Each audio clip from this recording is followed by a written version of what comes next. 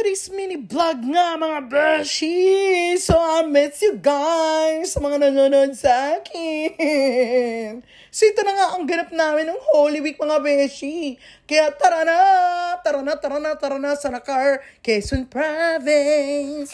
So ito na nga mga beshi, last year pa namin itong napagdesisyonan. So akalain mo yon, no? Napagdesisyonan talaga na kami ay magnanakar Quezon Province. December pa lang yan mga beshi. December pa lang pinagdesisyonan na namin na dito kami mag-Holy Week. Kain mo yon, natutupad. Kulayan ang mga drawings. So pinag-drawing namin na December, tinupad namin ang drawing noong March. Akalain mo yung mga beshi, may mga tao talaga na makakasama ka pa rin talaga sa mga drawing, no? Tapos ito na nga mga beshi, nagbabiyahe na papuntang Chaong, Quezon Province. Ay, Chaong, Chaong hindi. Nakar, Quezon Province po ito mga beshi. So ito na nga major rough road ang daan papunta doon mga beshi. At 2 oras po ang papasok galing sa Infanta, Quezon Province ang Nakar mga beshi. Actually mga beshi, last December dapat dito kami mga beshi. Kaya lang mga beshi, may kasama kami mga gorangers. Tapos nung nasa kalagitnaan na kami, yung malapit na, biglang umurong mga beshi. Hindi na namin natuloy ang daan papunta doon sa Nakar. So as in, isang tulay na lang mga beshi. Hindi pa namin natuloy kaya hindi namin napuntahan ito. Pero napuntahan ito ng mga pinsans ko. Tingnan mo yung view ng dagat. Ocean Pacific na po yan. Dahil po dito kami sa Infanta, Quezon Province nga. At itong asawa ko ay tuwang-tuwa siya dahil nakapag-rough road na siya. Pero siyempre maingat po siya dahil sasakyan niya po yan. Talaga, pagkasasakyan nyo, kailangan ingatan. So ito na nga ang unang ilog ng aming dinaanan, mga beshi. At yun na nga mga beshi, grabe. Ito yung pangalawang tulay na aming dinaanan. Kaya tuwang-tuwa kami dyan mga beshi kasi first time in the history. Nakadaan kami sa ganitong sitwasyon mga beshi. Pero nakakatuwa mga beshi. Kasi parang akala mo ang lakas-lakas ng ulan na yon or parang parating yung ulan.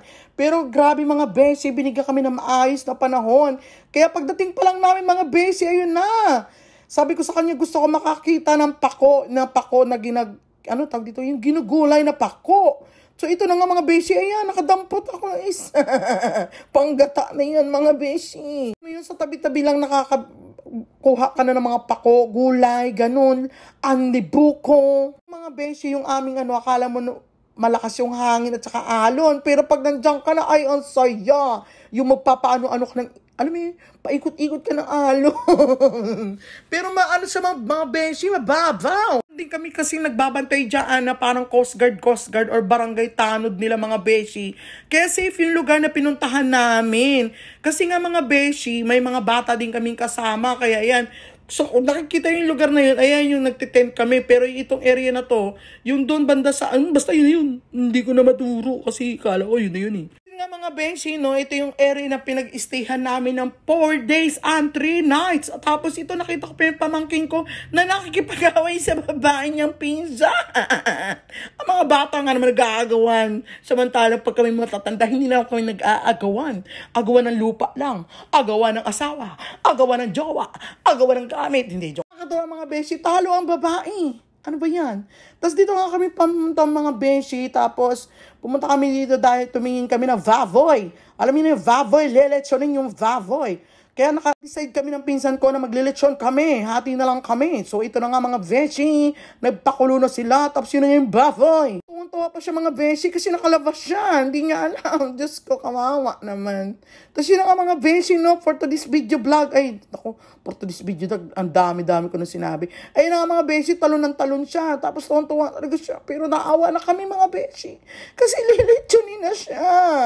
Ang sakit sa dibdib. Kahit kamag-anak mo yan. Ganun. Ay, hindi ko pala kamag-anak yung baboy. Mataba lang tayo, beshi, pero hindi tayo baboy. Diba, ang baboy kasi ang nag-havav lang yan. Yun, havav. Ayan na sa mga beshi. Kung siya, para lang malinis siya. Tapos ang kinis-kinis ng baboy, ako, yun, pagtong. Yun na nga yung mga beshi, gusto din namin ng native na manok. Kaya sabi ko, pahuli ko na yung manok na yan. Kaya ko ng 50 pesos na makahuli yan. Sino mga beshi, hirap na hirap sila dahil yung manok ang bilis talaga, yung nakisali na yung babae. Sabi ko, magbabayad ako ng 50 pesos. Ay, kaya lang nahuli ko na nga nila. At nagbayad niya ako ng 50 pesos. Pero ang si Along, ang aming San Pedro ng Tagalaguna. San Pedro, Laguna. San Pedro na may dalang manok, mga beshi. Tuwan-tuwa siya kasi nakahuli siya ng manok. Kinikis niya pa. Ganun talaga, mga beshi. No? Parang na-miss niya siguro yung mga manok niya doon sa bahay nila kasi marami din yan sila manok. Eh. Tapos yun na nga, mga beshi, tuwan-tuwa siya. Siyaw-siyaw pa nga siya. Siyaw-siyaw.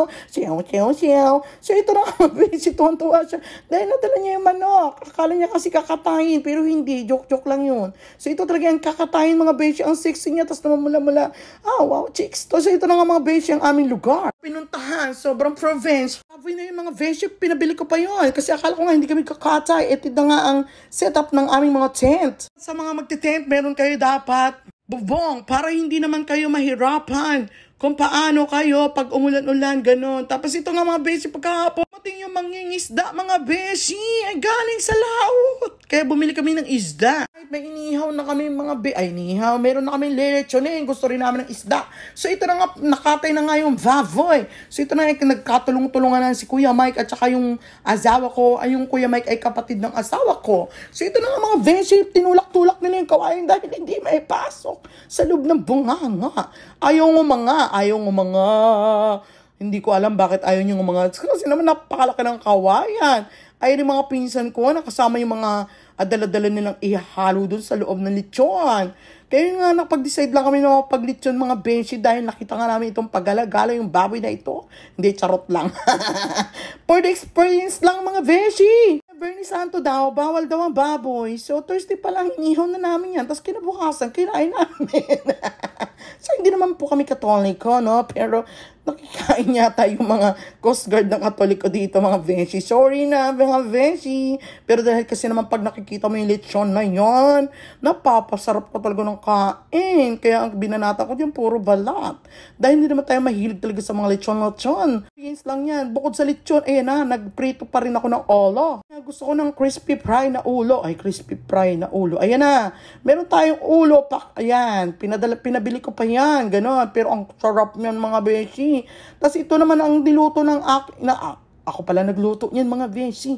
Adobong atay. Akalain mo yun, nasa gitna kami ng kalabundukan. May mga manok, may mga isda, may mga baboy na pwedeng lutuin. Diyos ko. Nagkanda umay-umay kami sa ulam namin. Nakakaumay pala, puro vavoy, mga beshi. Tapos may manok na vavoy. Ano daw ba? So ito na nga, mga beshi, ang crispy fry ulo na niluto ko. Napakasarap.